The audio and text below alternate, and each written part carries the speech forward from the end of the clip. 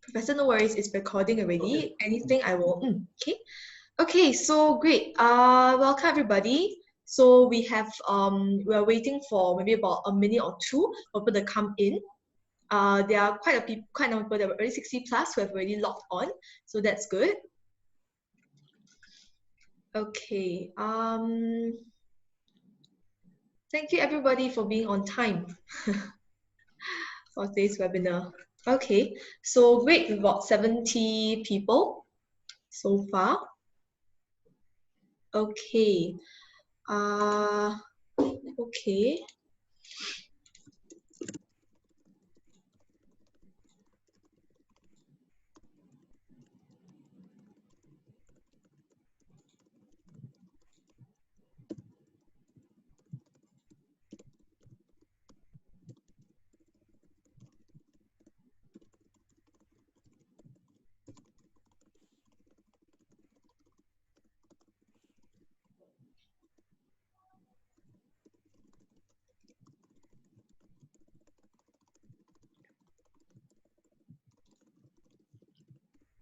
So there is a message here. Okay. Yep. So I've just sent over a message to everyone, sharing that we are about to start soon. Yeah, because waiting for a few to enter. Okay, great. So we have about 70 plus attendees so far. There should be more that will be coming in as and when we have this webinar. So that will be great. Okay. All right. Without further ado, since it's great that most of them were all on time as well. Thank you so much for everyone for coming on time. So as we all know, we're here today because of the webinar, and also because in recent times we've faced many unprecedented disruptive events such as the ongoing COVID-19 pandemic, and inevitably it impacted many businesses across various industries globally in one way or another. So today we're very honored to invite an esteemed guest speaker, Professor Satha Bhawani, to offer us insights to understand the key impacts, the challenges of disruption caused by the COVID-19 pandemic. But most importantly, our guest speaker today, he will offer us solutions on how businesses can navigate through these challenges successfully in the present and also in the future. So allow me to introduce our professor for today. So our guest speaker for today is the Chief Executive Officer of the Center of Executive Education, CEE, and the Disruptive Leadership Institute, DLI, based out of Singapore. He's also concurrently the Managing Director, as well as a Certified C-Suite Master Executive Coach and Facilitator with Executive Development Associates EDA in the Asia Pacific. So Professor Bhawani was also awarded the 2019 Best Executive of the Year Human Resources Consulting at the Singapore Business Review Management Excellence Awards in 2019. Oh, there's an echo, is it? Okay, so sorry about that. Let me speak closer to my, yeah, thank you so much. Thank you so much for bringing that up. So sorry about that.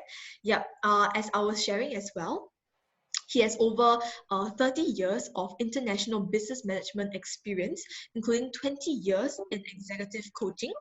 Sorry about that. Okay, thank you so much. Thank you so much for bringing it up. Yep, so he has over 30 years of international business management experience, including 20 years in executive coaching, group facilitation and leadership development and training with global management consulting firms. In addition to this, to his business and consulting career, Professor Bhawani has also over 20 years of concurrent academic experience as adjunct professor, teaching senior executives international business strategies and human resource courses at various leading universities. So he's also an accomplished author, and his first book on transforming next-gen leaders, meeting the leadership challenges in the era of the fourth industrial revolution, Industry 4.0, published by Business Expert Press, New York, is well received globally. And he also wrote a book recently on leadership in disruptive times, and was also published by Business Expert Press, released on the 30th of July, just recently this year. This book focuses on navigating the organizational challenges following the aftermath of the unprecedented global COVID-19 crisis, by providing organizations with the relevant tools, frameworks, and best practice approaches to develop and map their digital transformation journey in today's highly disruptive, increasingly volatile, uncertain, complex, ambiguous, basically VUCA, and the digital-driven era of the fourth industrial revolution, or better known as Industry 4.0. So both of these books have been endorsed by leading global thought leaders and business practitioners, including Dr. Marshall Goldsmith, and also, also best-selling author of Triggers, Mojo, and What Got You Here Won't Get You There as well. Thinkers 50, the first #1 executive coach and the only 2-time #1 leadership thinker in the world. So as I've shared more about Professor today, without further ado, please join me to welcome Professor Satha Bhawani to lead us through today's keynote session on leadership in disruptive times.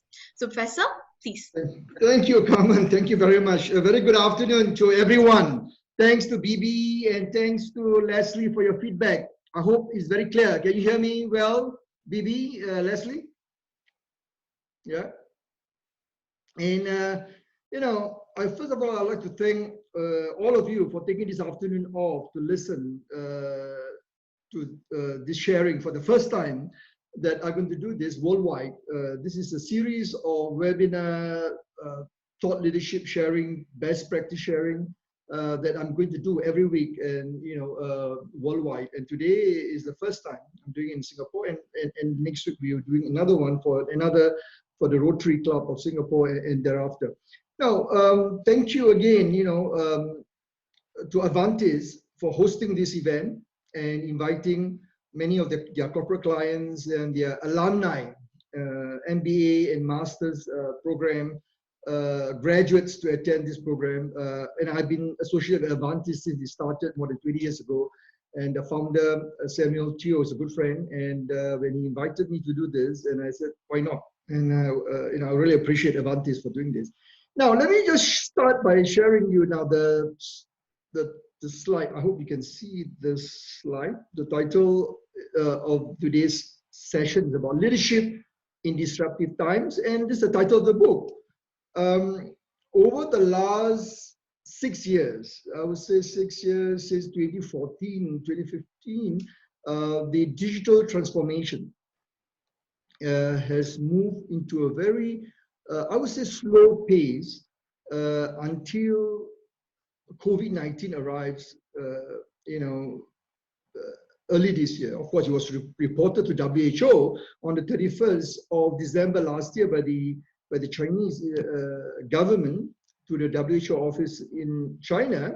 But as you know, the pandemic has created, and I'll talk a little bit about that, and the word has been used again and again, unprecedented challenges, is unprecedented impact, the disruptive impact on lives, on jobs, on businesses, on families, societies, and I'll talk a little bit about that later.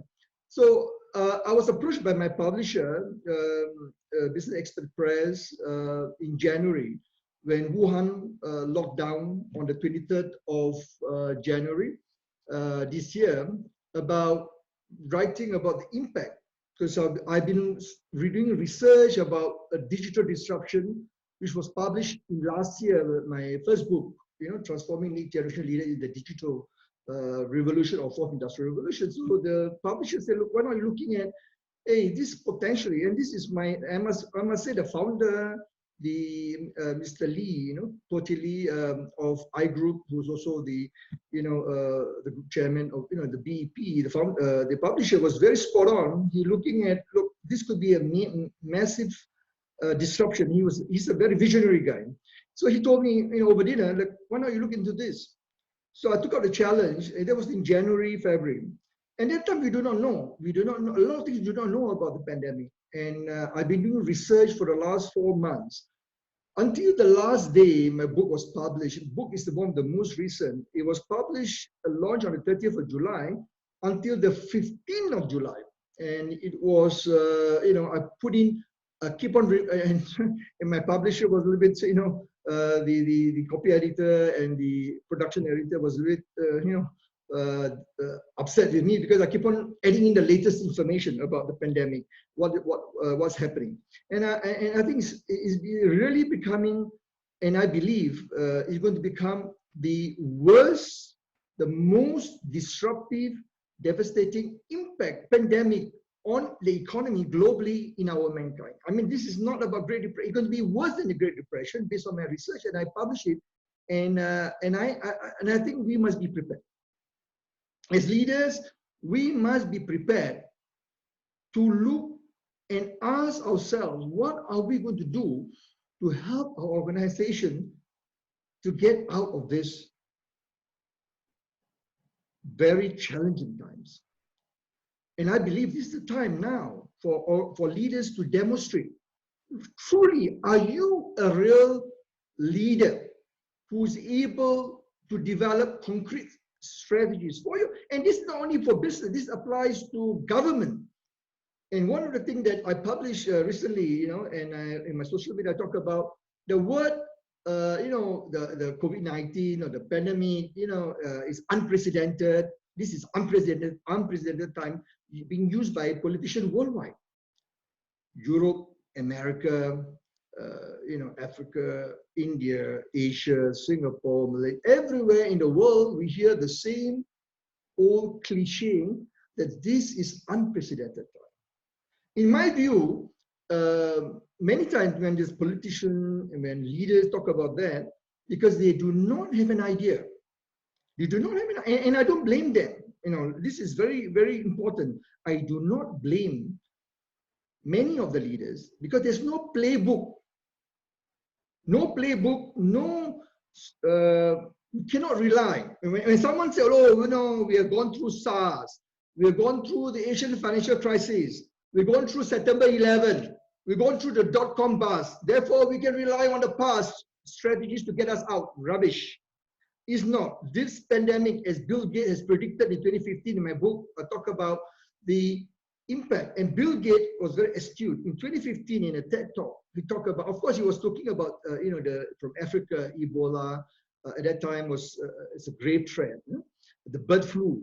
The bird flu was much worse. And thank God the bird flu was contained, because the bird flu could be far much more worse, devastating impact on economy if it has not been contained. And but this time round is very different. SARS was contained in China and some parts of Southeast Asia, Hong Kong, Taiwan. But this pandemic is totally different. No nation in the world, no nation that I know, except maybe smaller island nations, smaller Pacific islands, who are not affected by the pandemic. So let me, I think just to very quickly give you my where I coming from.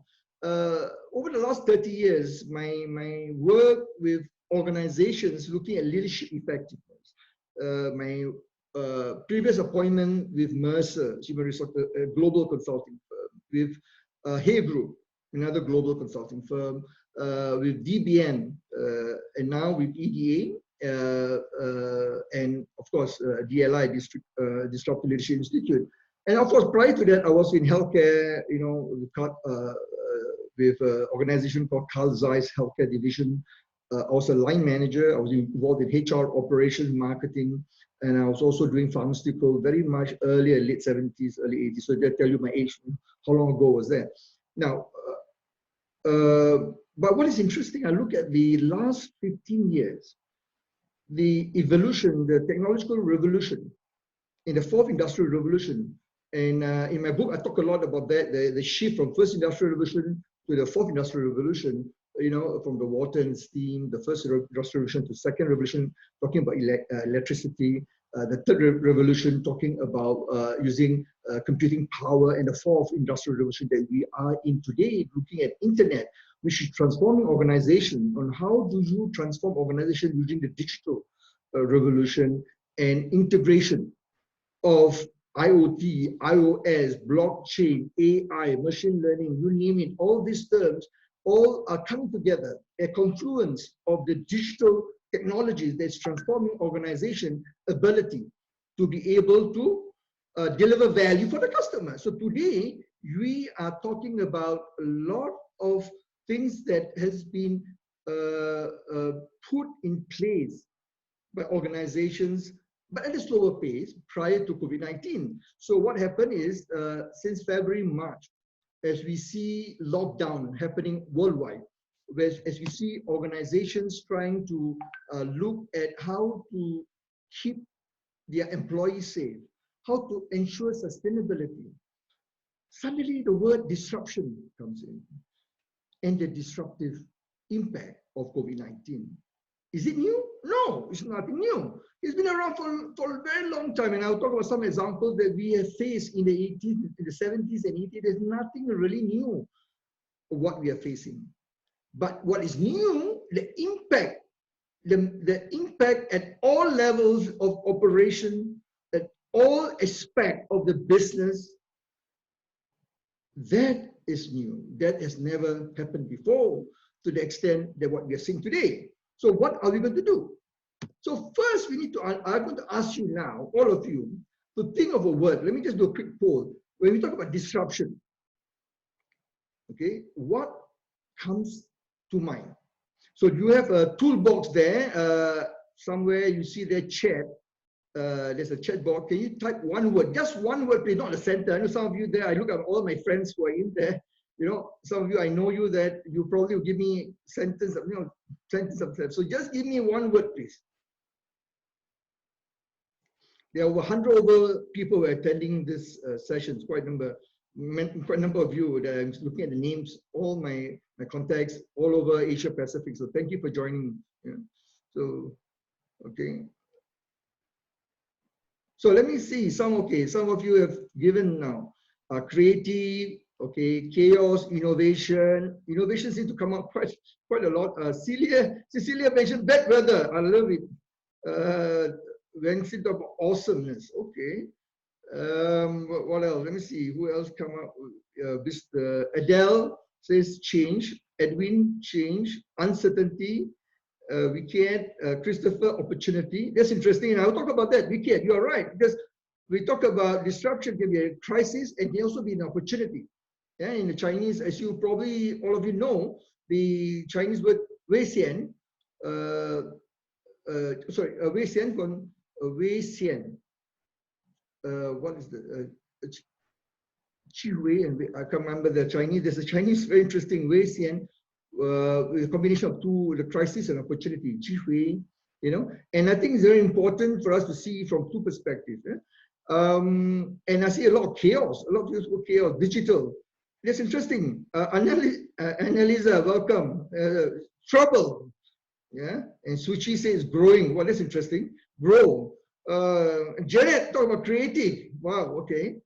And Gip, talk about opportunities. And Clara, wow, welcome, Clara. Talk about challenges.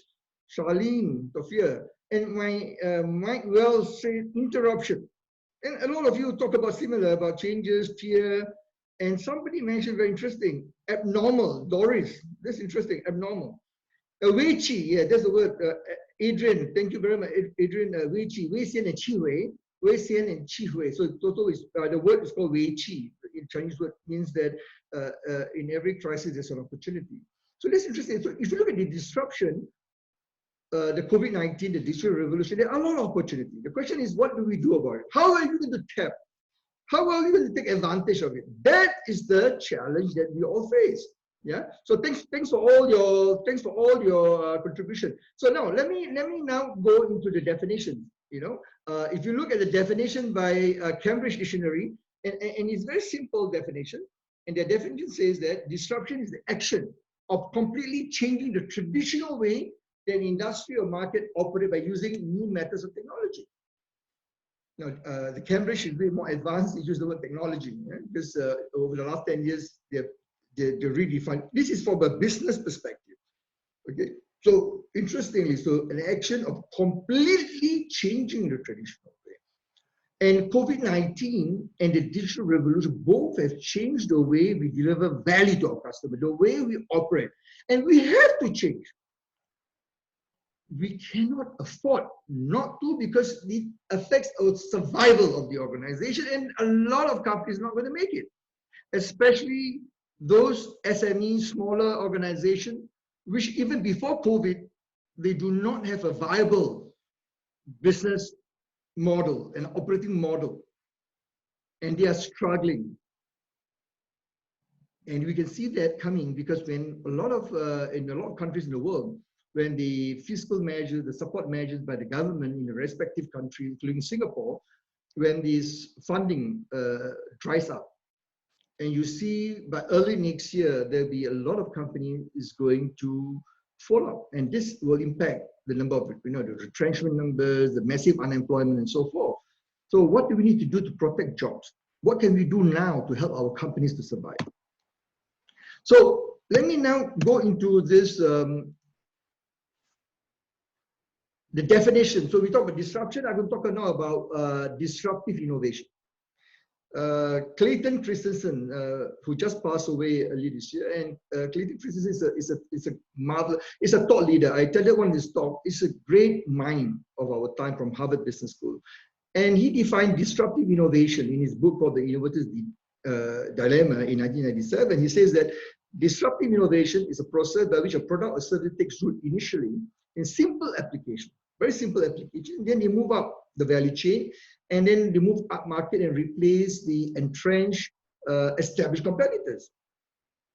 Let me give you an example. It's not new. A good example back in early 90s, well, mid-90s probably, mid-90s, is Dell. Yeah, Dell is a good example. If you look at Dell, back then the PC market, back in the 80s, IBM dominated, and when IBM, the licensing, and so there's a lot of clone at that time from Taiwan, the US, Taiwan, and so forth. And Dell leveraged on the internet revolution.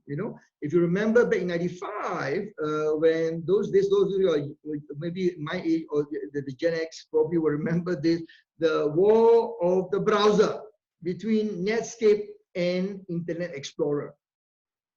When Microsoft launched Windows 95, they put in the IE, first version of IE, and that was the rest is history.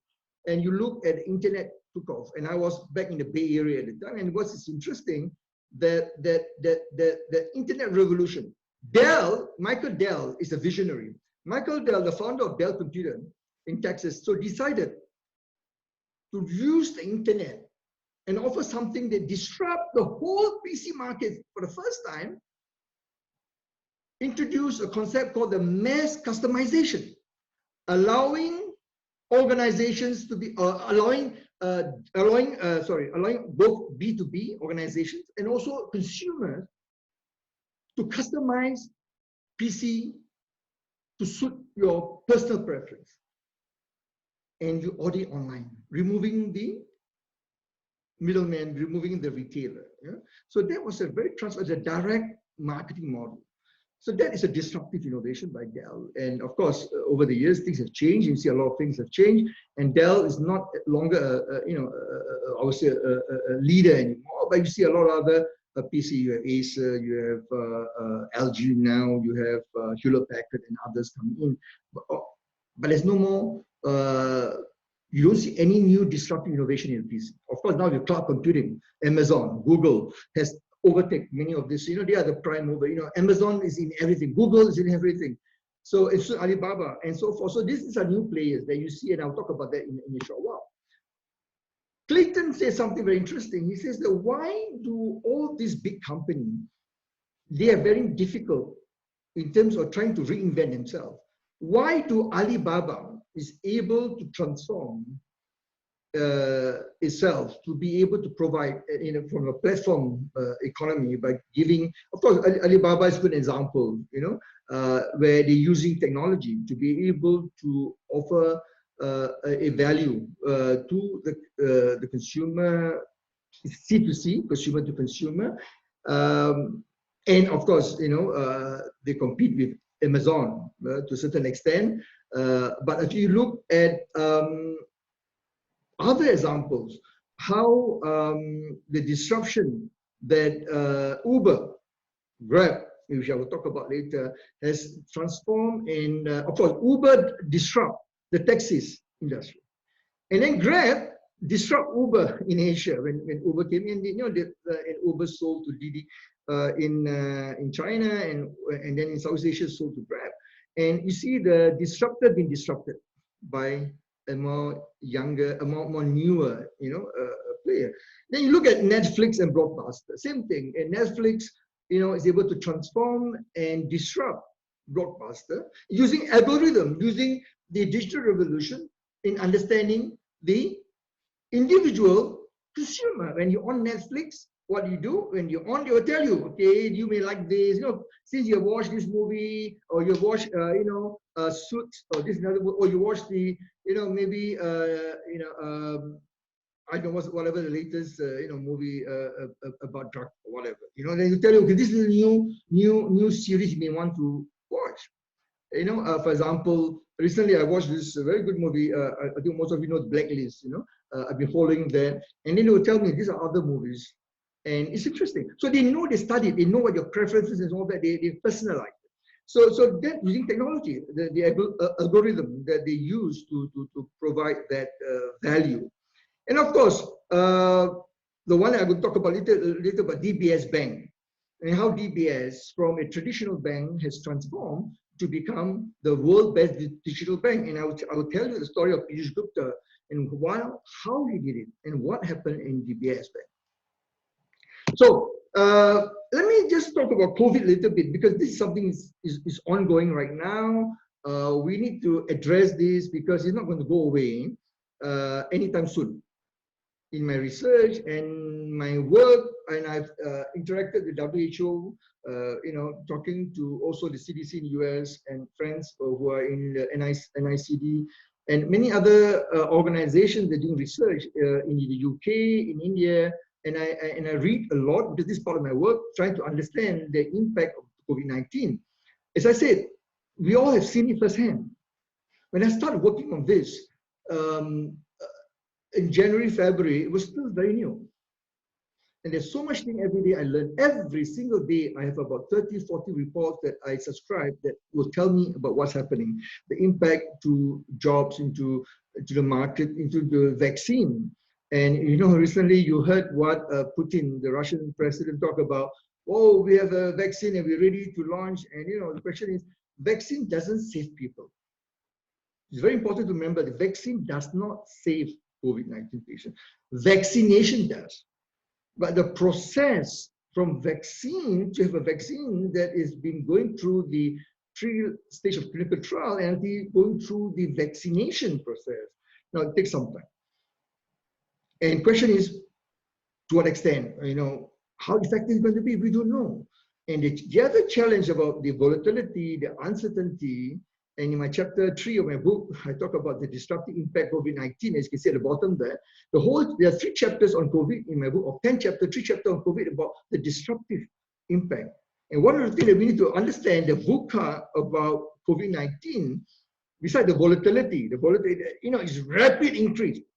It's so rapid. Today, I think yesterday, WHO have announced that, I think Johns Hopkins announced first 2 days ago, the worldwide number of patients being infected with COVID-19 has reached 20 million. When I last published the book, 1st July, this is interesting, interesting, you can check on WHO website. Phenomenal.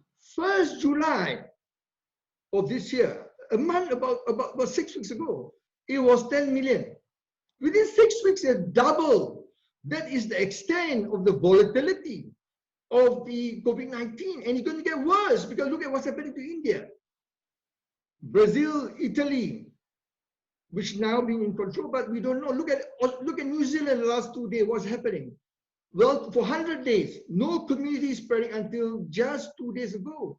In Auckland, they have 1 case, and they're trying to find out where's the origin.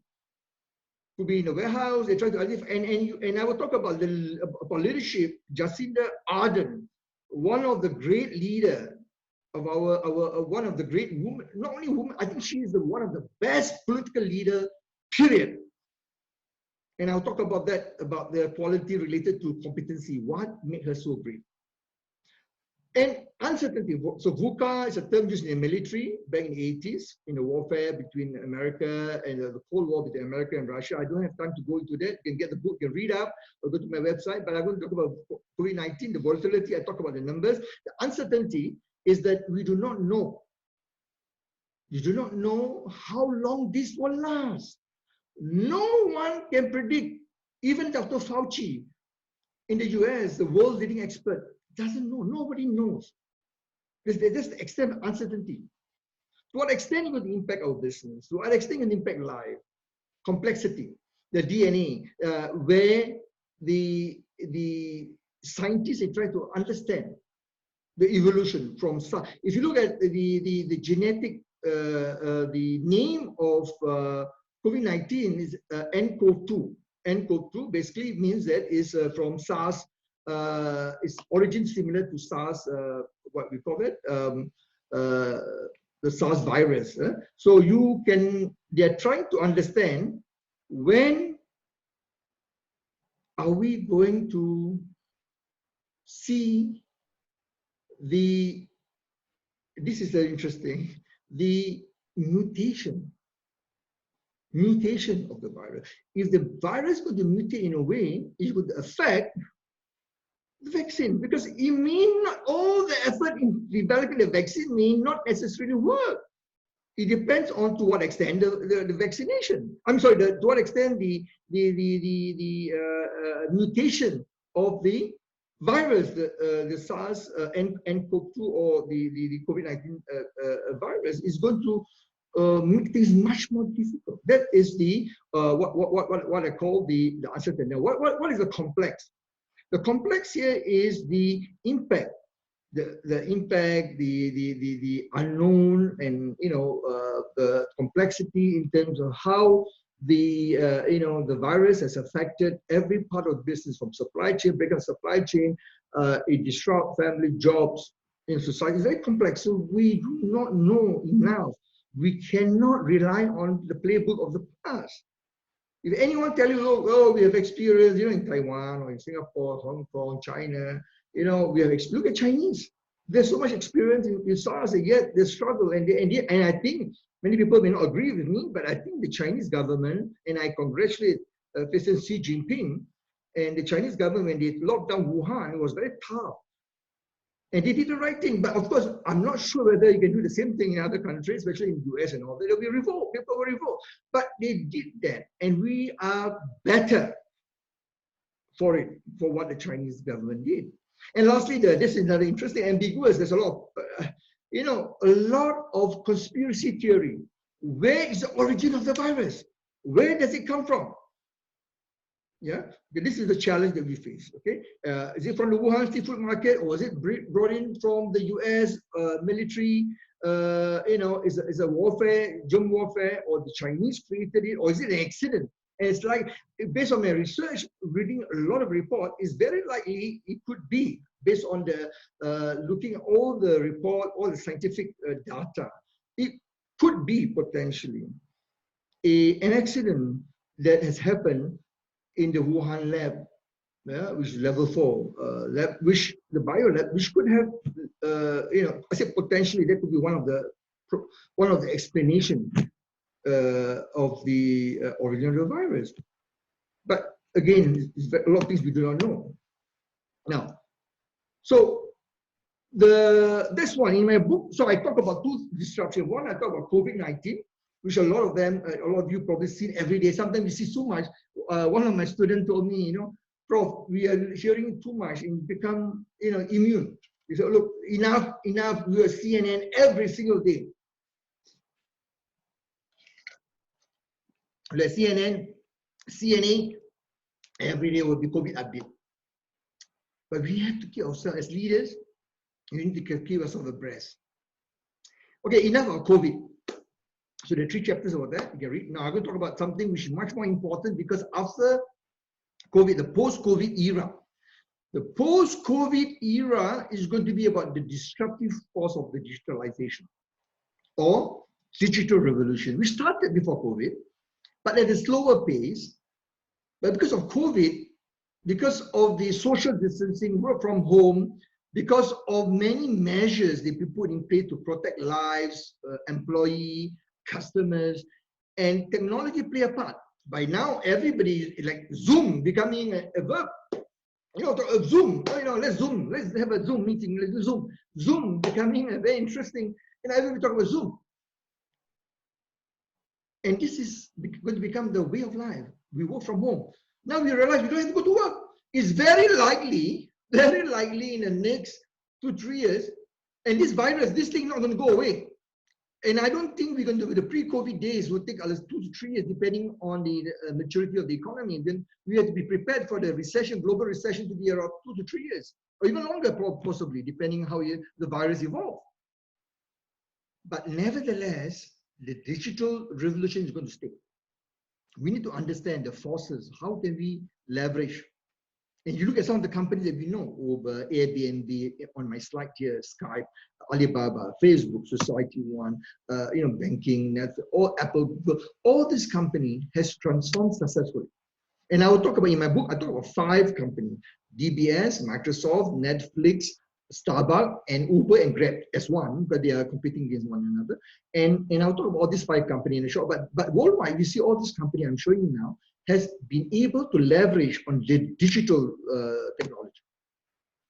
McKinsey, this is a very interesting, and I advise you all to read. Please go, and there's a link there. Go to mckinsey.com and just type 12 disruptive technology. In 2013, about 7 years ago, McKinsey did a research worldwide and looked at what are some of the disruptive technology. And this was, and today some of them already becoming a reality, like mobile internet or cloud, advanced robotics used in manufacturing, autonomous or near autonomous vehicle, which Google with Tesla is already happening. Right? Next generation genomics is already happening, even in Singapore in cancer research and so forth. Energy storage not yet fully. 3D printing is happening already. Advanced material, oil and gas recovery, renewable energy is gaining pace. Shell, ExxonMobil is embarking on that. But if you look at 7 years ago, when McKinsey talking about this, and the interesting thing is that a lot of people thought, really, what does it mean? What do we do? And this is going to disrupt our business, all our businesses. And this is going to continue. And McKinsey estimated about value, the economic value that they provide by all this industry, going to be about 33 trillion. And I think it's going to be much more. Because the technology revolution, the disruption is going to continue at a faster pace.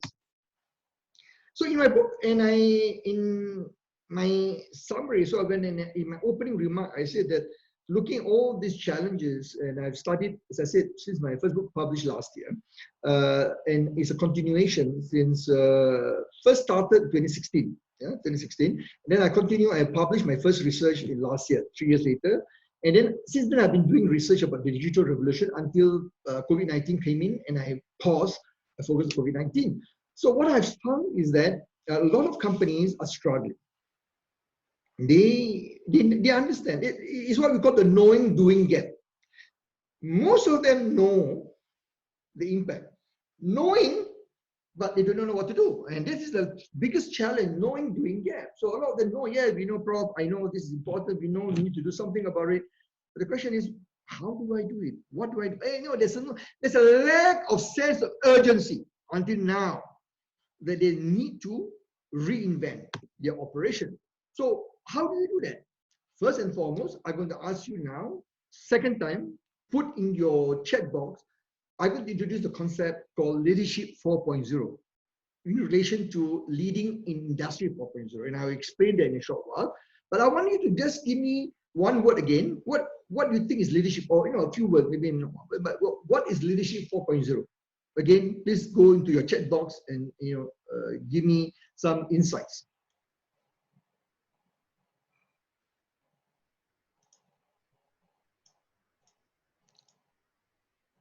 Okay, art and wisdom, agility, okay, innovative, adaptability, very good. Edwin, thank you. Vincent, wow, humility. I love what Vincent says, humility and collaboration. Vincent, thank you. That's excellent. Annalisa, innovative leadership, fantastic. Who else? Sabrina said wisdom. Christopher said communication. Vivo, revolutionary. Mike said agility. Steve, adapting. Wonderful. Okay, who else? Come on. Christopher. Doris, digital literacy. Excellent. Diana, future advancement. Clara, again, Clara, wonderful. Resilience, authenticity, flexibility, wonderful. Liana, diversified. Suchi, EQ, IQ, yes. All of you are spot on. Sense making, very good. Hatsui says sense making. I love Hilda. Hilda said empathy, and I'll talk about that. Very important empathy. Very, very important in the leadership 4.0. And extraordinary. What else? Come on, guys. What else? You have 106 of you. Come on, engaging. Okay, I just one word. I'm not saying no one. Come on, whoever can get it right will have probably. I will spare 15 minutes of my time to coach you. Come on, get one word that I'm looking for. It's not there yet. Come on, come on. No, daring, wonderful, but not. Come on, coaching. No, Gina. No, disruptive. No, not leading ambiguity. Yes. So all these are nice. Yes, you're right. But I want looking for one word that will totally encapsulate what leaders is in the leadership 4.0 in the industry. Okay, Fauzia, I know you're my student, collective readiness. So Fauzia is one of my students. Some of you who are my student, you use that, but it's one thing is not. No. So if you have read the outline for the invite is there. Come on. None of you, that means you did not read the outline. Come on. Start with M. Is the D and M. Or actually it's DDM. Come on. I give you the hint already. DDM. Yeah. Gary, of course you put DDM, this is what I say. I want to know what does it mean. Disruptive, digital, what's M stand for? Come on, guys, whoever got it right, you have 15 minutes of my time. Come on. Disruptive, digital, last word. M, what does M stand for? Yes, Doris, very good. Mindset or mentality. Zul, very good. So we are talking about disruptive digital mindset. So this is the thing that I spent a lot of time researching, trying to understand. What has happened is that we talk about the disruptive digital leader. So today, if you look at Piyush Gupta, if you look at people like Howard Schultz from what we call that, from this Starbucks, yeah. And what we have seen is that all these leaders have something which is interesting. Or even you look at Reed Hastings. I don't know how many of you heard of Reed Hastings from Netflix. Anthony Tan from Grab, or Kevin Johnson, the successor to Howard Schultz from Starbucks. What makes them interesting? If you look at all these leaders, the ability to demonstrate this disruptive mental agility, not easily found in many leaders. So what is it? So the best person, actually, I love, one of the greatest, I'm a big admirer of the guy on the left. You know who's that guy? Anyone? Who in the chat group? Do you know who's that guy? You need to know this guy. Anyone? The guy at the top with the globe behind. No, not Mayun. No. Not the one at the bottom. I'm talking about the one on top. No, come on. If you know, you must know this guy. He's affecting almost most of our. We are using his. Yeah, I know it's from Microsoft. What is his name? He's CEO of Microsoft, Satya Nadella. Yeah, Satya Nadella is a phenomenal leader. You should read his book called Hit Refresh. One of the best books I've read in my lifetime. The best book about personal experience or what transformed his leadership style because of his personal tragedy and what makes him being able to transform Microsoft. The digital revolution, the digital transformation of Microsoft today to what it is because of him, not because of Bill Gates, not because of Steve Ballmer. The first CEO, Bill Gates, second CEO, Steve Ballmer. Bill Gates is more of a programming, more, from a designer, perspective, but and you look at his successor, Steve Ballmer is what we call a very good, commercial guy, can jump up and down the stage and trying to create, the salespeople. But the guy who really transformed the leadership and transformed Microsoft is Satya Nadella, the third CEO of Microsoft. And of course, the guy behind, you see another guy that I really respect a lot is Alibaba Jack Ma, and Howard Schultz on the right from Starbucks. So what makes this leader great? And also 𝐵𝐻 Gupta, I will talk about him later. What makes them great is that they are able to demonstrate these six skills: disruptive mentality, being innovation driven. They shift their mental model. They're able to challenge the mental model to be able to create this disruptive innovation we talked about earlier. And visionary entrepreneurs could, that creative thinking, and then cognitive readiness, how to use emotional, social intelligence together with critical thinking, and of course resilience, your change agility, adaptability, and then empathy and social skill. Empathy is very important, and in 𝐶𝐬 Nadella, in his book called The Hit Refresh, he talks about empathy being the most important leadership competency in driving innovation in Microsoft. Understanding the customer. In the digital revolution, the digital-driven organization is about customer obsession. It's about customer centricity. And you need to have empathy. Empathy is no longer touchy-feely, no longer all this stuff. No, because when you're dealing with, if you talk about digital revolution, you're deploying advanced robotics.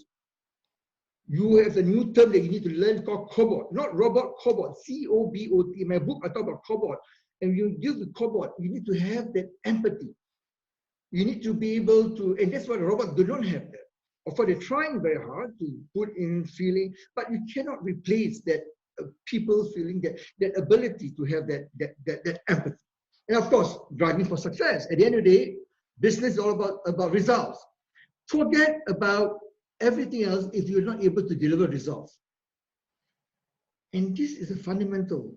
All business, not only business, any organization, whether government, non-profit, it's all about results. How do you transform your organization by leveraging on people, process, and technology to deliver your results? So these 6 competencies make up what we call the disruptive digital leadership competency. And for the future, you must, and this is again, a lot of organizational research we have done in my book. There are about 300, you can see 300 references of companies, papers that has been published and I've studied. As I said, I started this in 2016. It's not new. But over the last, I would say 6 months, I intensify and validate against research by many other organizations, looking at companies.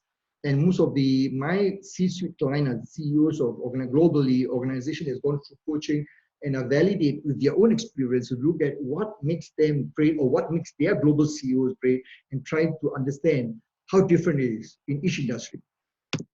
Now, then we talk about how do you transform digital revolution? Okay, let me just very quickly, as I already mentioned a lot of this, DBS, Microsoft, Netflix, Uber, Starbucks, Grab.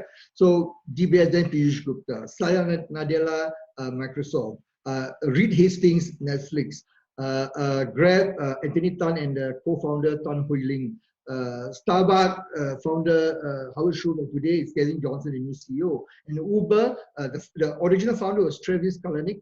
He was ousted for various reasons, and now the new CEO, Dara Khosrow Shahi, Iranian American, who's doing a great job in trying to transform Uber. Now, what makes them great? So they are now going to summarize you years of research into what we call the culture. Okay, customer centricity, innovative, data-driven decision-making, collaboration, open trust, partnership, disruptive mentality. I spent a lot of time talking about agility and flexibility. I talk about that. So what is the most important? The first one, customer centricity. That is the most important. You need to drive success in a digital-driven organization through understanding that everything you do has to be about a customer obsession. That's number one. How do you do that? Right in the middle, PPT. Focus on your people and develop the process and use technology to simplify the process to deliver value to your customer. Many companies fail in their digital transformation because they focus on the wrong thing. They put technology first. Technology is the easiest, the most simple aspect because that's the last thing you need to worry about. Focus, getting the right people, the right leader, will transform. And then in chapter 5 of my book, I talk about the whole chapter 5 is about, I would say about 50 pages of, talking about how this organization that I mentioned earlier has been able to do that. And the other thing interesting, like, then I look at the factors, key success factor, what makes this company great? So looking at 𝐵𝐵𝐺𝐲, and there's a whole section about 25 pages about DBS Bank, about how DBS has been very successful. And I studied 𝐵𝐵𝐺𝐲, and I worked with DBS as early as 2009 after the global financial crisis, and I was DBM then. And what happened is Piyush came in from Citi, and he has transformed. And he's a tough boss. Piyush is, and I have the honor of hosting him a couple of times, and I was the chairman of the AmCham, American Chamber, Human Capital Committee chair, and I do a lot of forums, and I invited Piyush. I get to know him personally. And it's a great leader who understands importance of talent. And he's a tough boss. Like many CEOs, they have a different style of leadership. But one thing about him, that he believes in people. He gets the best talent, and he leaves them to do the job. When he, and let me tell you a story. So when he came in 2009, he takes time. He went, this is an interesting story. You can Google it, and he talk about it whenever he was interviewed. He would talk about this. He went to the branch, POSB branch, and DBS owns POSB, another one of the subsidiary. And at that time, nobody knows him because he was new. So he went and queue up and interact with the customers, the depositors, and and understand what are the issue, what the problem firsthand, without telling. He did not inform any of his leadership team. He did not inform the branch. Nobody knows. He just went in there and did it for a few times. And he get firsthand. And this is what a leader is all about: going to the ground, understand, not sit in the ivory tower up there and not knowing what's happening on the ground. And he really listened. And this is when his trait. He's a tough boss, but he listened very well. And of course, when he came in then in 2009, and then what he did was he went to the board. He said, "Okay, we are going to do something that no one has done before." You look at Alibaba. Oh, look, this Tencent. These are all these companies in China. These are called platform companies. They are going to revolutionize the financial service industry. He's not worried about HSBC. He's not worried about Maybank or Malaysia. He's not worried about about the Indian bank. All not worried about HSBC. He is worried about being disrupted by all these companies, platform Alibaba and Tencent, who offer financing to their customers. So, if we're going to take away DBS part of the business, and he decided we're not going to allow that. We're going to transform DBS to be the best digital bank. And true enough, for three years in a row, they won the award. And what is that? Because he has clarity of vision, number one, and the agenda. He wants what he needs to do. Number two, again, about customer. Three is about the structure. The structure follows the strategy. So always remember, you need to get the digital strategy right, and structure must allow the people to collaborate. Remove the silo mentality, remove all the obstacles. Fourth is about clarity of communication. What do we expect you guys to do? What he expect from his leadership team and his people. Fifth is about the data-driven. Everything they do using AI, using big data to understand, using predictive analytics to understand what are the consumer preferences and so forth. And they use a lot of that in-house. And lastly, of course, getting the right leader. Not only the leader, but the team that is driving the success. There is the digital transformation team, from the CIO, CTO, CXO, right down to the project director. Everyone hiring the best person, make them sure they fit for culture. They may have the skill. Now, this is very important. You can find a lot of people with the right skill, but you need to also make sure they fit into the culture of the organization, because otherwise you're not sustainable. So this is some of the findings that I found. Now, now with that note, I will now pause, and I'll invite questions. So Carmen, can we let the audience have access to the mic or something? So I can hear the question. Carmen?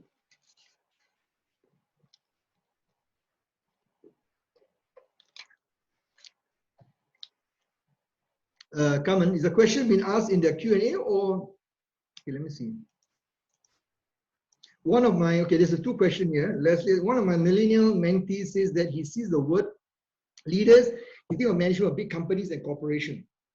Okay, this is interesting. Let me tell you something about leadership. I've been teaching leadership for 25 years. Leadership is not about title. Leadership is not about the title of CEO, MD, GM, director, manager. No. Leadership is anyone in the organization who's able to impact and influence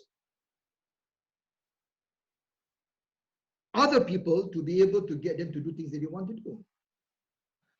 Anyone can become a leader, not necessarily the title, the CEO, GM, MD. No. I give an example. In times like this, in the COVID-19, we cannot wait instruction from head office. You cannot wait instruction from the CEO. If you care about your colleague, if you see something is not right, you need to take action. You take the action. Be proactive. That's what leadership is about. It's not about title. It's about ability to take action, being proactive, and get things done without being told what needs to be done. A leader is to me, a leader is defined as ability to impact and influence others to get things done the way you want it to be done or what you want to be done. It's not about title. So this is important. Second question is, what would you suggest for leaders or SME, religious group, organization do in coming of this horror? Okay. Okay, this is very interesting. How, first and foremost, be humble. Acknowledge that you do not have all the answers. Number one, Leslie, you need to ask yourself. The answers may lie with your younger folks, younger team, what we call reverse mentoring. Okay, reverse mentoring. So you need to go out, and this is an example. Let me give you a real example. Jack Welch, who passed away, I think last year. Jack, I'm great. I met Jack in New York many years. I would say, well, when I was with him, early 2000. Before he retired, and interesting. Jack Welch retired 7 days before September 11. So it was in 2000 when I was in New York. And attended a conference. And interesting, and I asked him, I remember one question I asked was, what is one leadership lesson you can share? He says that we as leaders need to understand that we do not have the answers and we may find it in the young. And he used the word reverse mentoring. But Jack Welch from GE, he is a legendary CEO. He has a PhD in plastics engineering. He is not a business graduate at that time. But what he did was, he's very poor in finance. He acknowledged, I know I'm very poor in finance. And because as a CEO, there are two things you must be very good at. And this is my advice to all of you. If you're being a CEO, make sure you get the best money you can buy, the best CFO. Even though you're great in finance, but get the best CFO because we all have a blind spot. Second, get the best CHRO, get the best HR. And Jack used a term called quarterback. So you need to have a good CFO and good CHRO. And his CFO was younger than him. He was in the 40s when he took on early 40s. Then his CFO was in the mid 30s. He appointed the CFO as his mentor. We call it reverse mentoring. Normally mentoring is for the you work with somebody senior, more experienced, but this is a reverse mentoring. And he learned. And what he did was get this guy to share and help him to understand about finance. That's very important. So you need to acknowledge you may not have all the answers. So learn. And sometimes we need to depend on others. And this is the problem many leaders, both political leaders, both business leader, religious leader, and some even religious leader. And in your question, Leslie, you're right, even religious leader, sometimes they think they know everything. No one knows everything. You cannot know everything. No one knows, as a human being, it's not possible to know everything. So that's number one. So be humble, explore, learn from others, be open, collaborative, and acknowledge that all of us has this syndrome called the knowing-doing gap. We know what we know, and we all have blind spot, the Johari. We know what we know, what we do not know what we do not know. Okay, now, Clement asked a question, how do you get buy-in for the team? Now, in my chapter 9 of my book, I talk about the SCORE model, S-C-O-R-E. Clement, you can Google my website, S-C-O-R-E, SCORE model. It's about how do you influence the team. And by understanding each or individual team member, personality, psyche, come out with a team mantra, and then how do you bring them together through coaching, through collaboration, management coaching, having one-on-one conversations. So they are proven in my book. A lot of example framework we can use to because the chapter is on team number 9. It's about how we develop a high-performing digital transformation team, which based on the SCORE model, SCORE. Yeah. Now, Ila Solan Mohan asks, how do you think learning and teaching in university should be in the new norm to adapt to disruptive scenario? I think this is a very good question. Universities are struggling. Many universities are going to have reduced enrollment, especially those who depend on Chinese students, because the Chinese government is preventing people from traveling. So a lot of universities are hampered. And you're going to see a lot of them going to scale down. Of course, those universities, big Ivy League universities, going to survive because they have a deep pocket, with a trustee fund, with alumni to support them. But most universities are going to struggle. And therefore, what it means is that you're going to go back to the online model in a big way. So we can see that, and this is where you need to learn now. A lot of universities, and being an adjunct professor at various universities, talking to a lot of dean and vice chancellor, PVC, DVC, and they are struggling. It's a very tough time for those in the education industry. And we may see a lot of technology company. There's a great article in New York Times. I think it's in May. And in my book, I make a reference to that. In June. In June, there's a very good article about how technology companies is going in to partner with university and even trying to put funding and equity, try to own university. So this is going to be the future of education. Might ask a question: which country will emerge strongest in the economic impact of COVID-19? What has the leadership done right? It's still too early. Which country? I think we have seen as I mentioned, Jacinda Ardern from New Zealand for 100 days. Just unfortunate, just 2 years ago, and they were clear for 100 days, and they were about they need about 120 days. Before WHO 3 months straight. No community cases, but I think. Whether they will emerge strong, I think we can learn a lot from Jacinda Ardern from New Zealand, a great leader. Why? Because she has empathy, she communicates clearly, authentic leadership. This is where the Chinese government, even in the Wuhan virus, when the initial outbreak in Wuhan, there's a lot of talk about lack of transparency.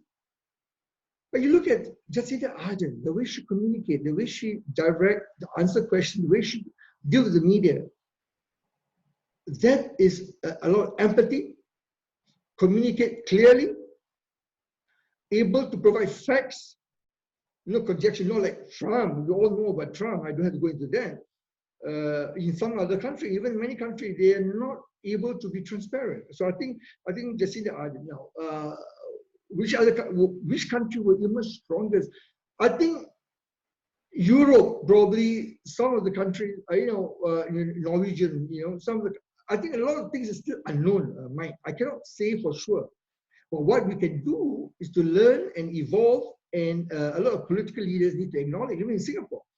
We just announced 2 days ago the world's economic performance in a quarter ever since independence. 55 years ago. So, and we're going to get worse before it gets better. How did the Singapore government leaders, political, the 4G leaders, we call it, are they performing? We have yet to see. We don't know. And I think we are waiting and watching every single move. Same thing in Malaysia, Indonesia, Philippines, and so forth. Okay, Gary has a question. Should a leader be a generalist or specialist? Wow, okay. I think both. We need to be both. See, a leader needs to understand 3 things. One, as I said, you need to be able to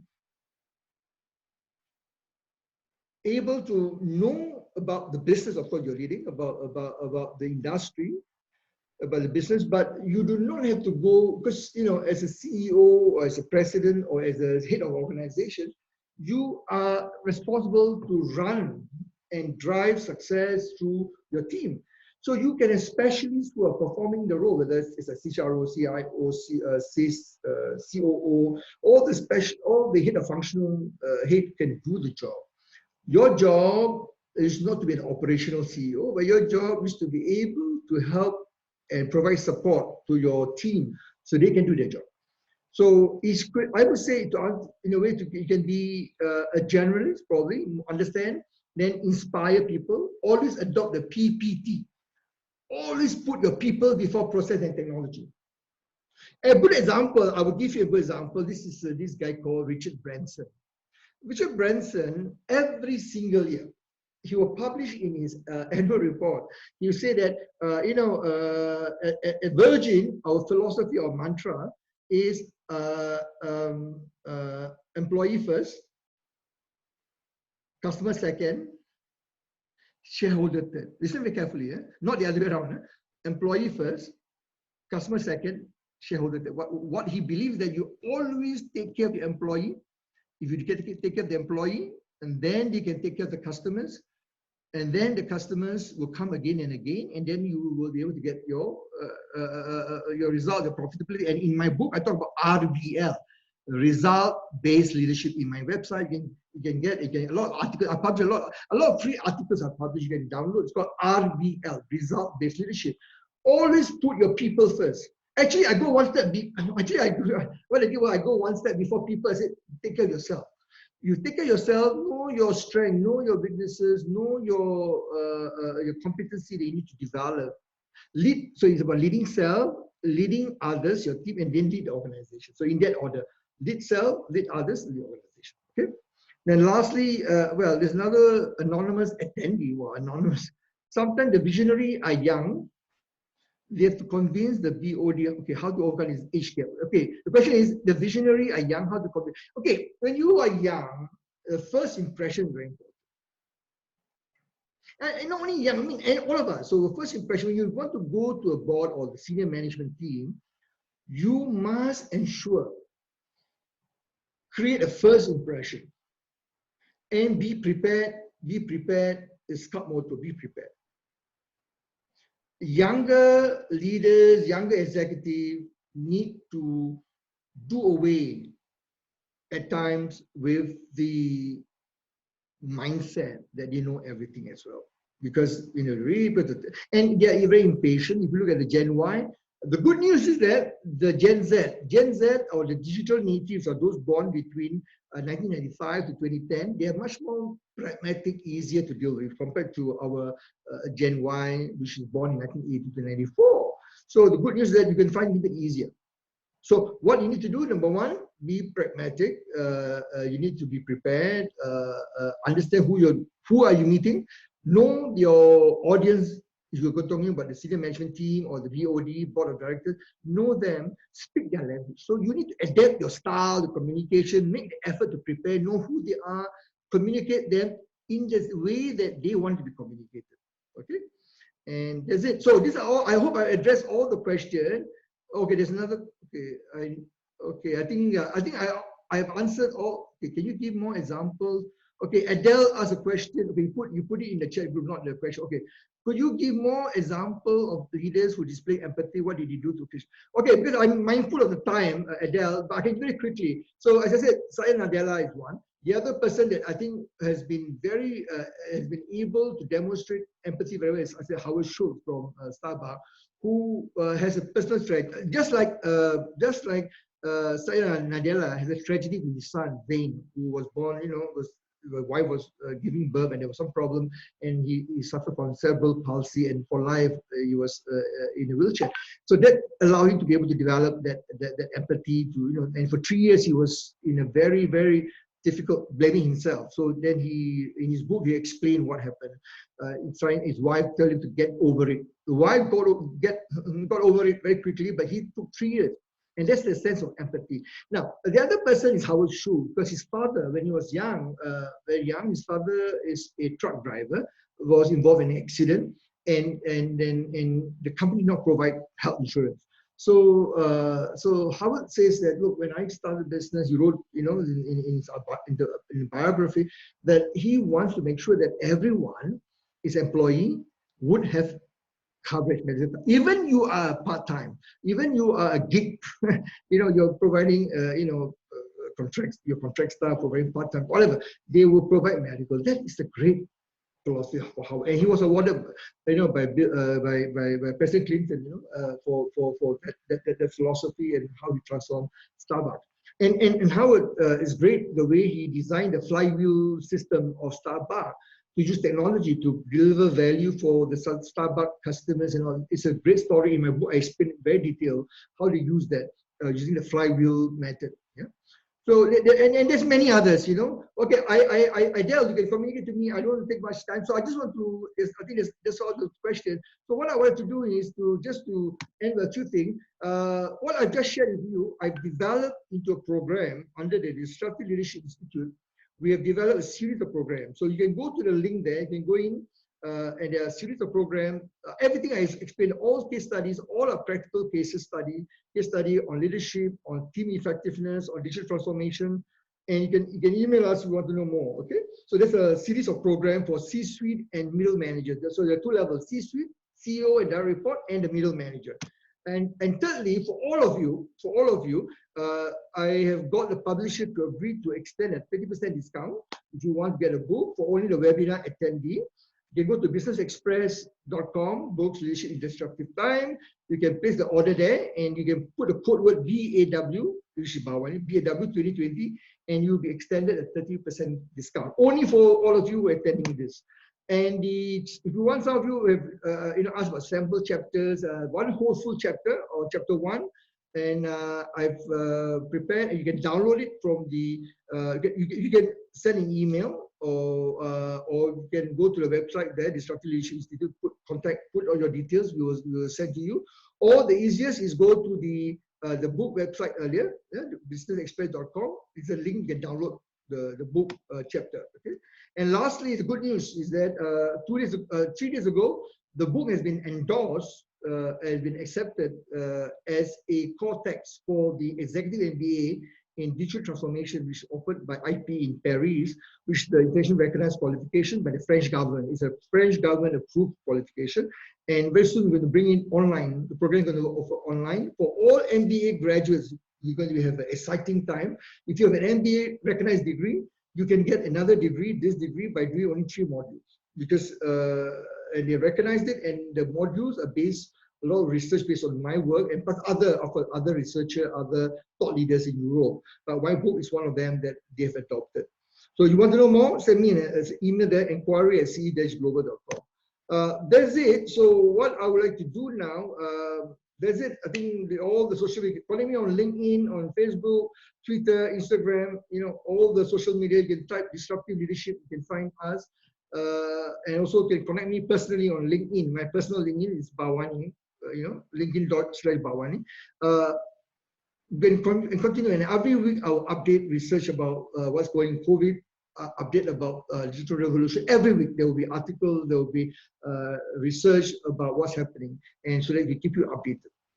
With that note, I want to say thank you so much for all of you. Let's continue the dialogue. Let's discuss. This is going to be about 2 to 3 years. This COVID, this digital revolution is going to be for a long haul. It will be exciting. As I said, 𝐿 I see this not just as crisis, but as an opportunity. We are living in a very interesting times. In the Chinese saying that, we are living in interesting times. And this is truly interesting because what we have learned, I've learned so much about the COVID-19, about the behavior of leaders, what organization, what government need to do. And I believe that we can learn a lot from each other. With that note, I want to say thank you so much. I will hand over back to Carmen from Avantis to wrap up. Carmen? Yeah, thank you so much, Professor, for your very insightful sharing. And I believe everyone has benefited well from the session. There's been a lot of good engagement going on, questions asked, and Professor done a good job in answering all of them as well. So without further ado, we shall end the session. Thank you so much, everyone. Thank you. Have a good evening. Thank you, everyone. Thank you very much. To see you. So thank you, Avantis, for hosting this. Yeah, no problem. I'll see all of you again online. Okay. Yeah. Thank you.